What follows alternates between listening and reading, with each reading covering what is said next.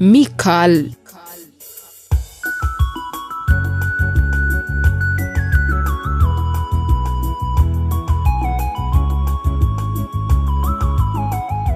بكوكب تخسته ميكال.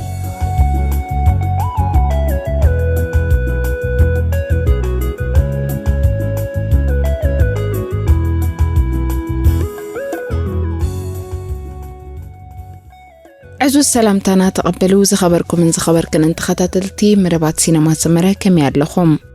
عبز على فهم بالعسرت حموشته كفال تخطاتالي تلبو لرزانتا ميكال دانييل ناب تمسكن دويلو نصبحيتو ساعة شوعتن الرخب كم زبالون انتخونه تمسكن كابيتان محاري نزخونه سبكي تنقريلو سلزخونه ساعة 4 أقداسي قطرا سلزحسكو كن الرخب اين خيلنينا جن كفتني كم زبالو ميكالن دانييلن دما اب امباسادر هوتيل تراخيبوم نتمسكن 45 دقيقة كم تتصبيو انتخونه تمسكن كمصوم كم زي كاله بدحرزي ناب جزا تليفون مسدولو أدي برهت كم استقبلتهم تمسكن كم استأسره كم زحبرتهم عمود داتا دما كابيتان محاري نتمسكن بزجبرلو قطرا مسرت تمسكننا ومسمصه اتي اب جزا عند اتو كبر اب مالت عند ميكال زطفأ النبرت نسخه خاسر كايو بزبل كم زغواططلون نخسر دما كم زوسننينا تخاتاتيلنا نيرنا مبل 16 كفال تخاتاتاليت لبولد زانتا ميكال تسعب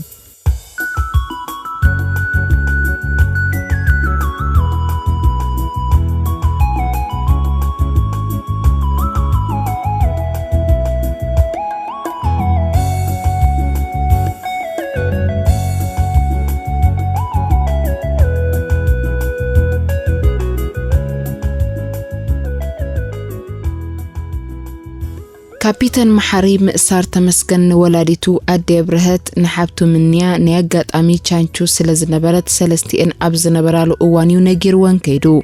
أبتغزا أزازي بال كبيت سموانا قسا سلست تنفاس زلوا أي تمثلن نبرت ولا نمحلات خون كاب جزء تفليو أبدق حديرو سلزي فلت بمخانيو كقبل أزي كألام أدي برهت أوانبر كورميلن نبرا منيا مسچانچو دما أبسالوني أغارنا مساقيلن نبرا منيا قوالي كيار كداون تقرب اللي أنجي خيده بلا أدي برهت كم مبالن منيا قوالن نينكو سرح سلزخونتيا منيا استبهلا كتفت امتنسيئة نبر ماديو خدت چانچو دما چاويلاتن ناب جزا أخدت أدن قوالن حلم لم كبلام سيام جانجو تمسجن تأثير بمسمعها كترجو هي تسمعها زي كون كوين وانبر كندو كتحلف أي تسألن تادس حوا بزح جزي أبسمرا أي كمتنيو بتانا يتعنت مكينا كابنا بننا بلني إرترائيزو زورا أبز جزي زيد ما أمك الشيء زلام ماما بلتن جانجو زغل الوازلو كتنجرم بمهواه إيه سارون قالي بل أنا تأمتام تمسجن ندير تأثيره عدي أسنبت بلا منكم إلكي بلا أنا ينقر قول عخي كون سلسة ترى چانچو ملس كتبن النابرت كلاقم بدقه چانچو زبلت أو عسل سمعت منيخة النابلت وز أخدت عدي محرت قوالن زبلت تنخط على لا نتسألنا العلن نابسان دقن زخونا دي أبرهت كدام أب أفدق دويلو زسأنحي قولعه سبي صوعا كله بلا منيو بلت نزقنا واتسات اتقلعه اندعي بلا چانچو ناب صرغا قصابلت الرئي مسبلتو دما يا فيديخا بلت فشخ اندا بلت وا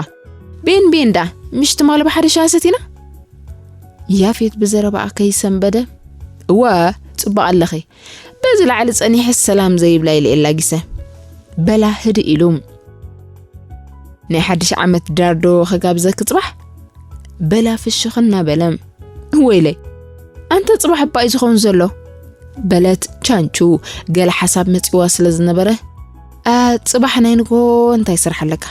بلتو يا في تسرح لو جنا كم أخبلاي دليان دليتو أيقونان كساب أبحقفو تأتو مسأمو على مسأم علال ربح إنعو والحنتي بلين أمو نبحد بوتار أزيتك كايدني تأجميلان نسخز بالكيد أبوه ينبري بلا حوس وزام سيرونا يلبوزو خونه زربات زاربه ቻንቹ حጉስ በለት በቃሞ መኪና ላንድ حقي በለቶ ያፌት ርእሱ ነቕነቐላ በቃ ጽባሕ ሰዓት 10 ኣብዚ ዘይት መጸኒ ጽቦ ግን ናበኢና ኣይነገርክን ዘለኺ ደሓን ጽባሕ ንኸርነኸዕለከ ሕጂ ግን ስለዝመሰ ቻው ያፌት ደሓን ሕደር ኢልዋ ናብታ ኣብ ጥቕኡ ዝነበረት ጻዕዳ ሕብሪ ዘለዋ መርቸሪስ ተሰቒሉ ኸደም ገዛ ምስኣተወ ድማ ኣዲኡ ኣንታ ቤድ ኣዶም ጌኻ ሰብ እንደ ረኺበ ማማ ሽኮር በላ ክዳውንቱ ናውፅአም ጽባሕ ናይ ንጎ ስራሕ ኣለካ ድዩ የብልካን እንታይ ደሊኸኒ ነርኪ ወዳሓትነኻ ተመስገን ተኣሲሩሎሞ ኽንበጽሖ ናይ ምሸት ዘይንገብሮ ማማ ሽኮር በላ ስምብዲሉ ዘረብኡ ብምቕጻል እንታይ ከገይሩ እንታይ መፈሊጥ እንታ ያፌት ወደይ ጥራይ ጽባሕ ናይ ምሸት ዝገድፍካ ምጻኒ ኢኻ ኢላቶና ዋኒና ኸደት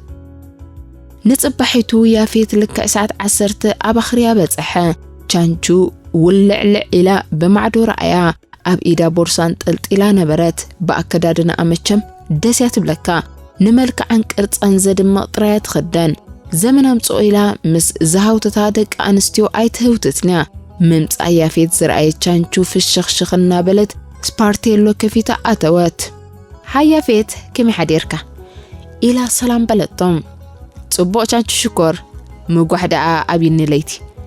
ንሱን ፍሽኽና በለ መኪና ኣበጊስዋ ነበረ ይሄ ናይ ደሓን ንኸካይ ደኪ ደስ ኢሉኒ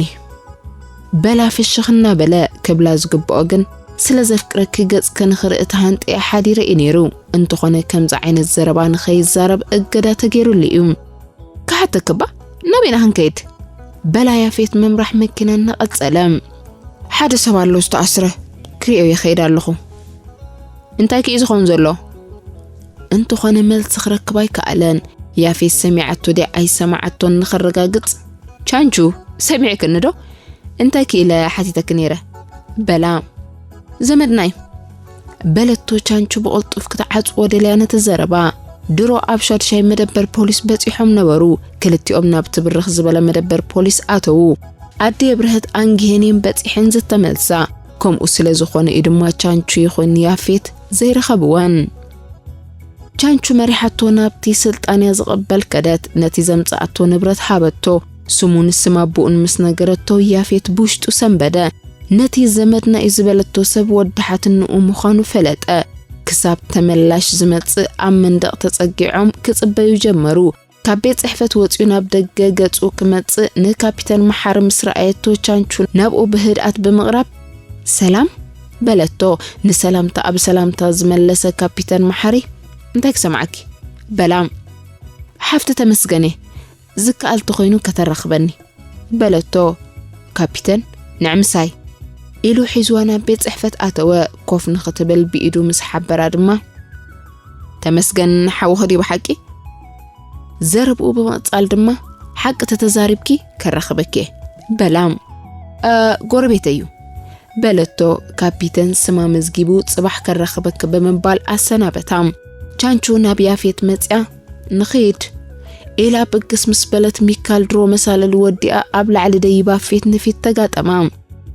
ሚካል ንኻልኣይ ግዜ ኣትመጽእ ዘላ ብናይ ክልቲአን ምጥማዝ ተገረመ ያፌት ኣብ ውሽጠን ሓደ ነገር ከም ዘሎ ኣይሰሓቶን ቅድሚ ሕጂ ኣማካላይስ ምስ ቻንቹ ኮሎውን ልክዕ ከምዛ ናይ ሎሚ ተጠማሚተን መንባረን ዘከረ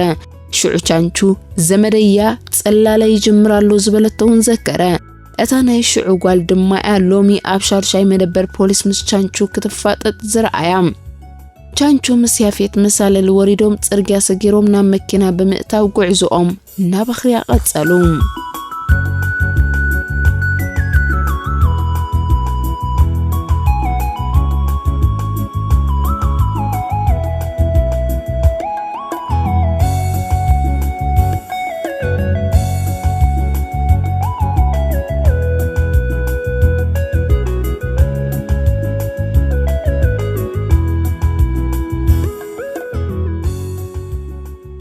ኣብ ቤት ጽሕፈት ዘሎ ካብቲ ኣብ ቅድሚኡ ዘሎ ወረቓቕቲ ሓደ ብሓደ ይፍትሽ ነበረ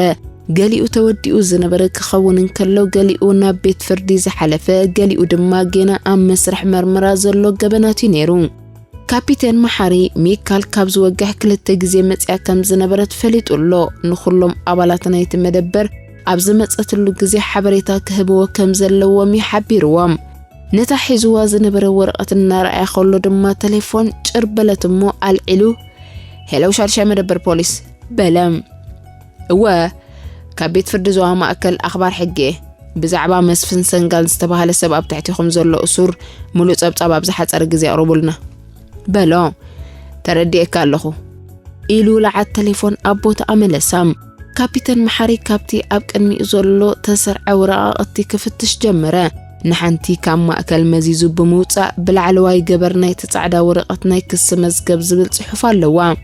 ተኸሳሲ መስፍን ሰንጋል ከሳሲ ሕግ ባዕሉ ዓይነት ገበን ቀትለት ቦታ ቀትለት ኣባ ሻውል ኢሉ ምስ ነበባ ማዕጾ ቤት ጽሕፈት ስለዝተኸፍተ መንባቡ ኣቋሪጹ ግልጽ በለ ሓደ ኣባል ፖሊስ ናብ እዛኑ ቀሪቡ ሕሹኽ በሎ ካፒቴን መሐሪ ነታ ወረቐት ኣብ ጣውላ ኣቐሚጡ ናብ ደገ ወፀ ኣብ ደንደስ ኮይኑ ንሚካል ናብ ታሕቲ ገጽ ኣጥዊ ክትብል ረኣያ ንመሳለል ወሪዱ ጽርግያ ቆሪጹ ብልዕሊ ጽርግያ ብጎኒ ቤት ትምህርቲ ሰማዕታት ቅጥራን ዘይተለበጠ ገይሩ ኣሳጉማ የእጋሩ ኣቐልጢፉን ክቅድማ ሰጎመ ንክልተ አንጎሎ ሰጊሩ ኣብ መበል ሳልሳይ አንጎሎ ናብ ጸጋም ብምጥወይ ጽርግያ ሒዙ ናብ ላዕሊ ገጹ ደየበ ሓሳቡ ከምዛ ጎፍታ ዝረኸባ ከምስል ስለዝደለየ እዩ ሚካል ጀግነን እንዳበለተ በሐሳብ ኣርሒቃ ገይሻ ናብ ታሕቲ ትወርድ ነበረት ተኸዲናቶ ዘላ ክዳውንቲ እተናይ ትማል ምሸቴን ነይረን ከም ኣይላ ከም ዝሓደረት ምስራዓኸያ ትርዳ ጸጉራ በንጨርጨር ኢሉ ነበረ ካፒቴን መሐሪ ብምናታ ሒዙ ደው እንተዘይብላ ነይሩ ኣይ ምስራዓቶ ነይራ ሚካል በላ ካፒቴን መሐሪ ሚካል ግን ገና ካብ ተኣትያቶ ዘላ ባሕር ሓሳባት ኣይተመልሰተን ደሓን ከም ዘየላ ተገንዘበ ኣነ መሐሪ በላ ግምቱ ንኸረጋግጽ ዝደለየ ክመስል ንተመስገን ያሲሮ በለቶ ኣብ ኣእምሮ ኣብ ዛዕባኡ ተሓስብ ስለዝነበረት ያኮም ዝበለቶ ካፒቴን መሐሪ ምስ ኣና ብድሕሪት ክምለስ ጀመረ ኣንፈታት ስሕት ከም ዘላ ስለዝፈለጠዩ ምስ ኣክሳብ ገዛኣ ከብጽሓ ዝተመልሰም ዳንኤል ከረኺብክዮ ዶ በላ ካፒቴን መሐሪ ካልእ ምንጪ ክረክብ ስለዝደለየ ተመስገን ዳንኤል ዝበለካ ኩሉ ሓሶትዩ مش أنا يفكرك بلتو دروغز أبتي حاسل زنبرت كسابتاتو دويلو تخاتاتيلو مسأتوتنا بالعلقات ومرحا أمانقوهم دانييل قال نقرز قبرولو مالتيو بلا بوشتو أبتغاشار شاي مدبر بوليس بتيحو نبرم